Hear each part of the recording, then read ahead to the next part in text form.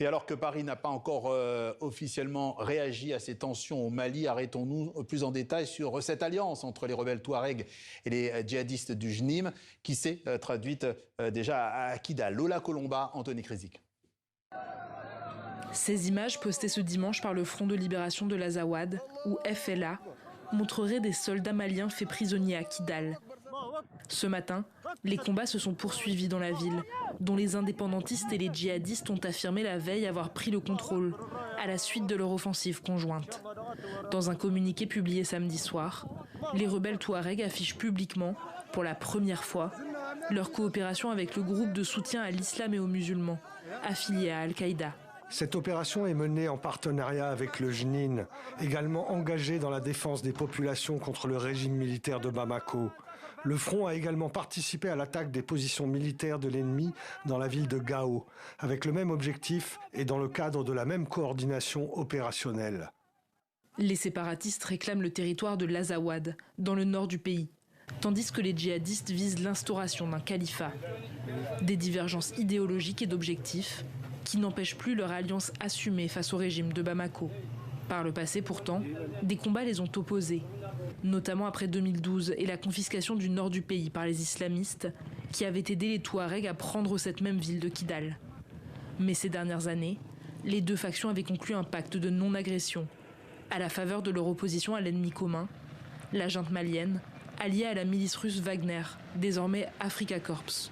Nous, on fait face à un ennemi qui ne différencie pas entre les JNIM et les FLA, qui ne fait pas la différence entre nos familles. Comme j'ai dit, nous sommes tous de ces mêmes communautés. Les JNIM aujourd'hui dans l'Azawad sont les fils de ces mêmes territoires, de ces mêmes communautés. Donc, ils ont aussi subi et sont là, ils défendent cette même population et ces mêmes territoires que nous défendons. Donc, il y a un dénominateur commun, c'est lui de faire face à l'ennemi. Contre le terrorisme et le crime organisé. Depuis la révocation, début 2024, de l'accord d'Alger signé en 2015 par le pouvoir de Bamako, les autorités maliennes mettent sur le même plan séparatistes et djihadistes, tous désignés sous la même appellation de terroristes. Et on continue de parler de cette séquence de très fortes tensions au Mali avec une voix politique connue des Maliens, un opposant historique, un ancien député, Oumar Mariko. Il est avec nous au téléphone. Bonsoir et bienvenue. J'ai tout simplement envie de vous demander, après tout cela, quelle est votre réaction ce soir ?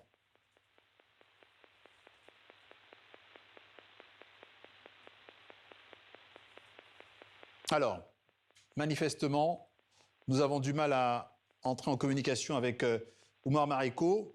Est-ce que vous m'entendez ? Vous m'entendez ? Bonsoir, je vous entends pas. On vous a retrouvé. Ma question était très simple. Oui. Quelle est votre réaction après tout cela ?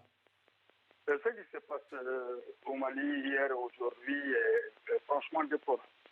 C'est si déplorable que je me dis tout ça pour ça. Est-ce qu'on n'aurait pas pu éviter tout cela ? Et je me suis posé cette question parce que quand même, après le départ de l'armée française, de l'aménagement et de Wagner, nous devons nous regarder entre nous Maliens et parler. Parler pour éviter de s'entretuer gratuitement et pour peu de choses. Et la discussion peut régler.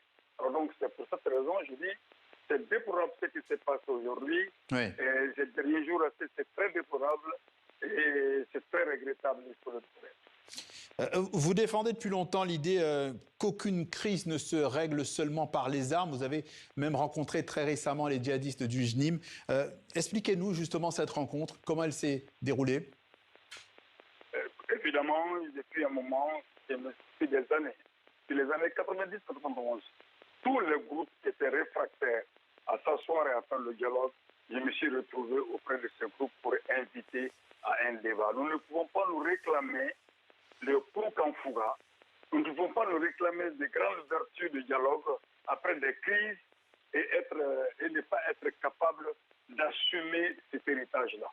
Et donc pour moi, cet héritage doit être assumé.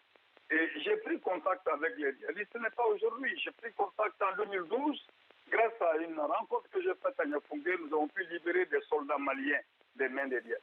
Cette fois-ci également, courant avril, le 4 avril au 13 avril, nous avons rencontré le groupe djihadiste sur le territoire malien. Discuter avec eux de l'ouverture du débat pour que nous puissions ensemble trouver une crise. Ils ont été très formels là-dessus. ils sont pour la charia, ils sont contre la partition du Mali et ils ne sont pas d'accord avec le régime en place parce que ce régime a pris des engagements qu'il n'a jamais respectés. Ce régime n'accepte pas ces engagements. Alors donc pour moi, il y avait quelque chose de concret.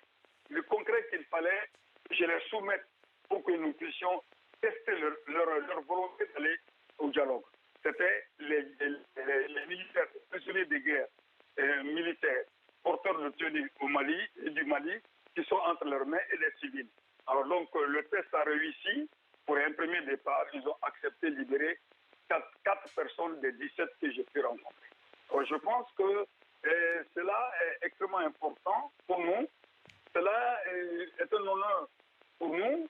Et pour moi, en même temps, c'est quelque chose qui permet de demander à tous les Maliens de tester la sensibilité de chaque Malien pour que nous puissions dire, nous ne pouvons pas dire aux autres de ne pas s'émêler de notre crise et ne pas être capables d'assumer notre crise et d'établir un contrat social qui puisse nous respecter comme nous nous vantons de Salangouya, qu'on appelle le cousinage à plaisanterie. Omar Mariko. Ils sont aussi sortis des larmes, oui. Oui. Juste quand même une question aussi. Nous avons parlé tout à l'heure de ces mercenaires russes d'Africa Corps en passe de quitter Kidal suite à un accord avec les rebelles. Est-ce que cette présence russe reste nécessaire? On en a parlé avec Serge Daniel, notre correspondant. Ça risque d'être compliqué pour l'armée. Est-ce qu'ils font partie du problème ou de la solution selon vous? Non, les mercenaires russes, aucun mercenaire n'a été une solution, mais une solution pour un pays qui se réclame de souveraineté. Et les mercenaires russes doivent partir. Je suppose, enfin, mon souhait serait que la rébellion ferait en négociant avec Africa Corps, leur demande de quitter totalement et entièrement le Mali, pas pour que nous nous affrontions, mais pour que nous nous asserions et que nous nous parlions. Alors donc, c'est cela.